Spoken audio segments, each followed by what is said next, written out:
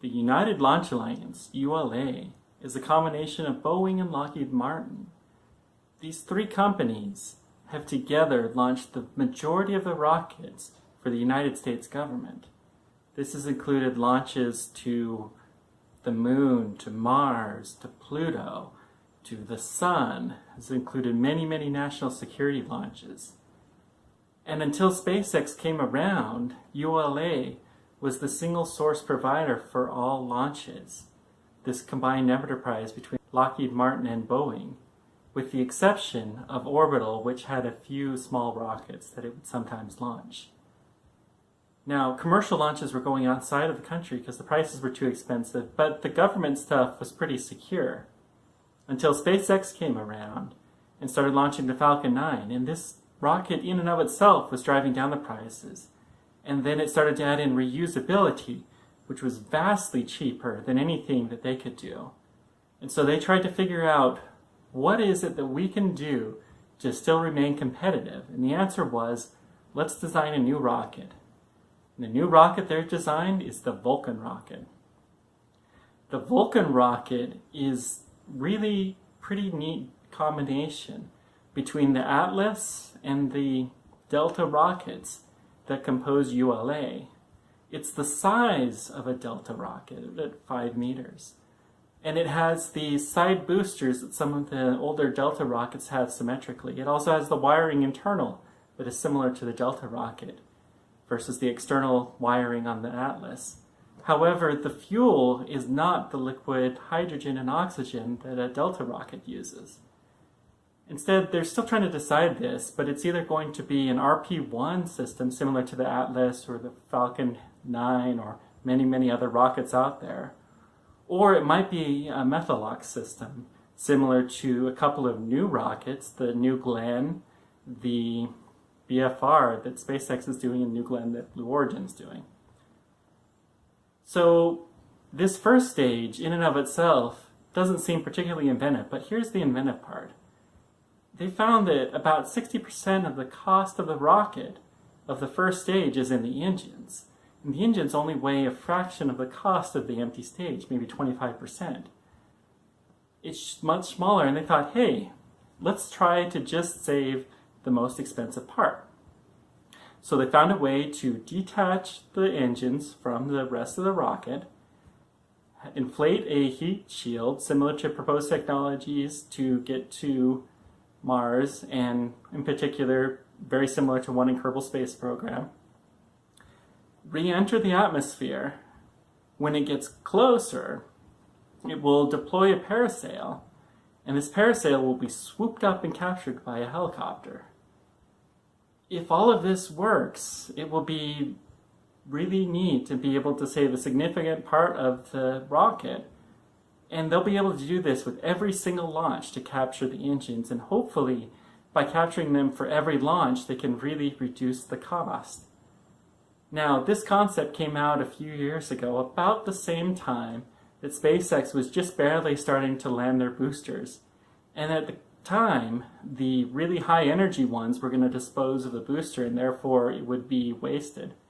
Although SpaceX in recent days has demonstrated the ability to launch even these really heavy payloads into geostationary orbit and land the booster for reuse in a future mission. And in addition, the Falcon Heavy could do the same thing with a much larger payload. It's only the very, very heavy payloads that would need to be expended. How is this going to work? Well, the market has yet to determine. The upper stage is a Centaur stage. Now, Centaur has been around in some form or another since the 60s. So over 50 years. This will be a bigger stage than the current Centaur rocket that's used on top of the Atlas. But here's where things become a little bit more interesting. The Centaur stage version will be launched in about 2020, and it will be able to have a payload that is similar to that of Delta Heavy, probably not quite as much. With the hydrogen and oxygen system it has for an upper stage, it can carry payloads into high energy trajectories, meaning into the distant parts of the solar system, better than something that uses an RP-1 system like the Falcon Heavy does. And in fact, Delta Heavy and Falcon Heavy, with the really high energy payloads, have about the same payload capacity. But this is really only for the most extreme payloads, such as the New Horizons or the Delta or Parker Solar Probe missions.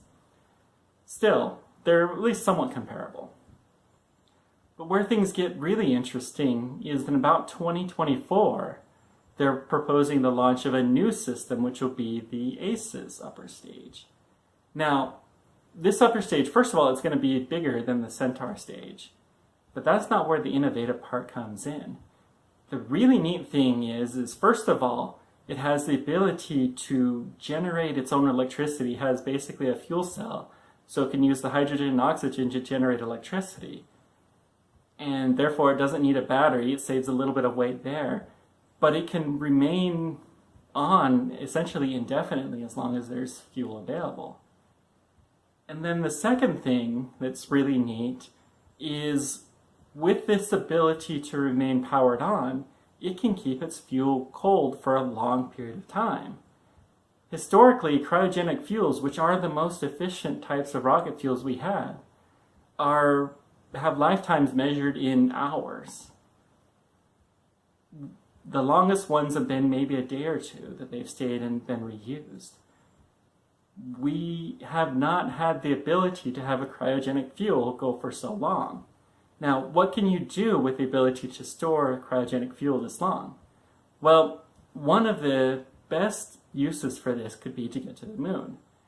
They have a program that has been proposed, and there hasn't been a lot of work done on it recently, but they could still shelve it off to land one of these upper stages of the Centaur rocket directly on the moon, stay there for a period of time, take some cargo back from the moon, back to Earth. And they could do this with just the upper stage. They don't need to have anything fancy. The Saturn V needed a large number of stages. 3 stages just to get to the moon, and then another stage to land on the moon, another stage to get back. Well, you could do this with 1 stage, although it does require 2 launches to get there, as I'll explain in a moment. With these additional stages, you can do this really kind of neat stuff. You could send a mission directly into one of the Lagrange points, the L1 or L2 point, using the heavy stage, because it takes a couple of weeks to coast there, and therefore get a much more efficient payload. This is commonly used for Earth observing satellites or for deep space observatories. The James Webb Telescope is going into one of these orbits. And you might be able to do some course corrections in the vicinity of Earth that are done traditionally using much, much less efficient fuels. One other really neat capacity, and this is similar to the BFR capacity that's proposed, you could launch one of these rockets carrying a payload of fuel, launch a second one, have the 2 meet, and when they meet, transfer the fuel, and then launch the payload into deep space. This would allow you to launch a significantly heavier payload than you would be able to with just the launch of a single ACES Vulcan rocket. Now, we don't fully know how well this is going to work. How is this going to compare? Well, the Vulcan Centaur rocket launching in 2020 will probably compare pretty favorably with the Delta, well, certainly be better than Delta Heavy. It'll probably compare to the Falcon Heavy and Falcon 9 quite well.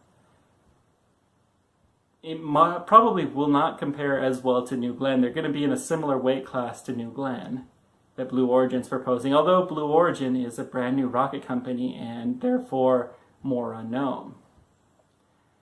The Vulcan ACES stage will be something far better really than anything that we have now or have on the books, except for BFR.